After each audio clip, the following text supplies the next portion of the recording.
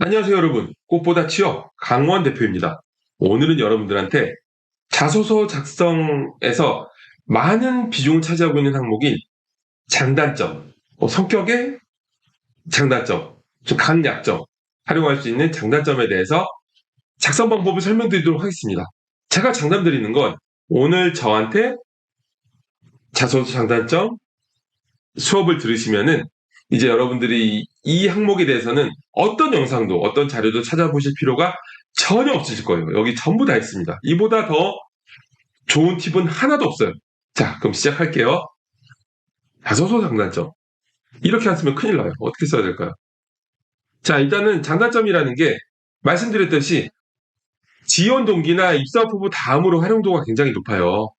자, 성격의 장단점, 강약점 등으로 등장할 때도 있고 또는 본인을 소개하라는 식의 항목이 있을 때 갑자기 뜬금없이 무슨 스토리텔링 항목을 넣으면 이상하거든요. 본인 소개하라고 할 때 이제 제일 적합한 게 뭐가 있어요? 저희 장단점. 이런 부분이겠죠. 이럴 때도 활용할 수 있는 매우 활용도가 높은 항목이에요. 그렇다면은 이렇게 활용도 높은 장단점 항목 작성에 정말 중요한 포인트들은 뭘까요? 자, 먼저 작성 비율이에요. 장점과 단점의 작성 비율인데 뭔데 그렇게 적어야 될까요? 여러분 생각은 어때요? 사실 500자 기준 자소서에서 장점과 단점을 똑같은 비중으로 250자 정도씩 적으면 사실 이도저도 아닌 게 돼요. 이걸 읽을 가치가 없는 어떤 포인트를 줄 수가 없는 자소서가 되거든요. 포인트를 준다면 우리는 당연히 장점을 줘야 됩니다. 장점에 관련 경험을 선정해서 간략한 스토리텔링을 해야 돼요. 간략하게 스토리텔링을 하고 길게는 못하겠죠. 단점도 써야 되니까. 자, 그리고 단점에는 경험을 넣지 않고 짧게 적는 걸 추천드립니다. 생각해 볼게요. 왜냐하면 내가 강조해야 될 게 뭘까요? 장점과 단점 중에. 당연히 장점이죠. 장점을 더욱 부과시켜서 작성한다는 의미도 분명히 있지만 그것보다 더 중요한 게 있어요. 그거는 스스로의 장점에는 그것을 입증할 만한 경험이 확실하게 필요하다는 점이에요.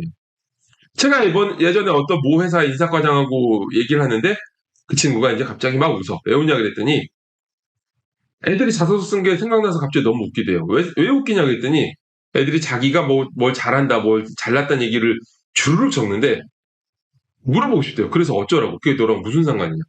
장점에는 이제 내가 왜 잘났는지 그 경험을 입증할 만한 경험을 넣어야 되겠죠. 당연히 장점에 스토리텔링을 해야 되는 거예요. 스스로에 대한 좋은 이야기를 관련 경험 기술 없이 본인이 얼마나 잘난 사람인지 막 늘어놓아도 저는 잘났고 해도 채용 담당자에게 전혀 와닿지 않고 읽어볼 유인도 생기지 않습니다. 그러므로 장점에 관련 경험을 선정해서 스토리텔링을 하는 것이 맞습니다. 그렇기 때문에 전체 구조를 보면 소제목은 장점 관련 소제목을 정하고 바로 장점을 300자 후반 정도 스토리텔링을 입혀서 작성한 후에 문장을 띄워요. 띄우고 이제 단점을 풀어내는 것이 가장 효과적인 500자 기준의 장단점의 작성법입니다. 그다음 장점, 소제목은 장점에 대한 내용을 쓰는 거고요. 그다음 장점에 써야 할 내용은 뭘까요? 장점을 뭘로 써야 할지 선정하는 건 굉장히 중요해요. 소재 선정이 정말 중요해요. 장점이라고 다 똑같은 장점이 아니야. 내가 아무리 남들보다 특별히 성실했다고 해도 예를 들어서 장점을 성실함이라고 써온 학생들이 많아요. 그런데 생각해 보세요. 성실함 같은 부분은 사실상 기본적으로 갖춰야 되는 어떻게 보면은 패시브 스킬이야. 게임으로 따지면 패시브 스킬이죠. 패시브 스킬을 내가 어떻게 이걸로 입증을 하나요? 말이 안 되는 거예요. 경험을 적어놔 봐야 당연히 저거 해야 되는 거 아닌가라는 생각이 들 수밖에 없는 거죠. 그렇기 때문에 그러한 역량을 드러낼 수 있는 관련 경험 스토리텔링이 이제 빈약해질 수밖에 없어요. 그래서 선정을 잘해야 되는데 저는 사실상 이제 커뮤니케이션 능력, 추진력, 기획력, 분석력 또는 세심함 같은 걸 추천드려요. 세심함이 뭐냐면 학생들이 진짜 많이 적었는데 꼼꼼하게 적어오거든요. 꼼꼼함이라는 게 비즈니스 워딩이 아니에요. 자소서가 경험적 항목이 있긴 하지만 결국에는 비즈니스 문서예요. 그래서 비즈니스 라이팅을 해야 되는데 꼼꼼함이라는 단어가 어울리지 않죠. 너무 말랑말랑해 보여요. 세심함으로 바꿔야 되겠죠. 이런 스킬들을 사용하는 게 좋아요. 패시브 스킬보다는 액티브 스킬을 넣어야 어필하기 좋겠죠.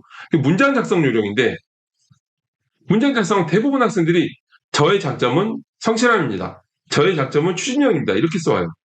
이런 느낌의 첫 문장은 너무 두리뭉실하고 비즈니스적이지 못한 느낌을 줄 수 있기 때문에 첫 문장 작성을 전략적으로 하는 것이 필요합니다. 예를 들어서 세심함에 기반해서 업무를 수행하는 것이 장점입니다.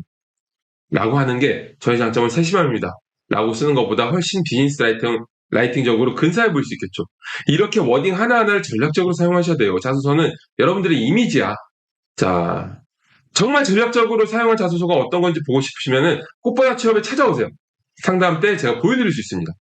그리고 단점을 써야 될 내용. 단점이 이제 짧게 적는데 소재 선정이 굉장히 중요해요.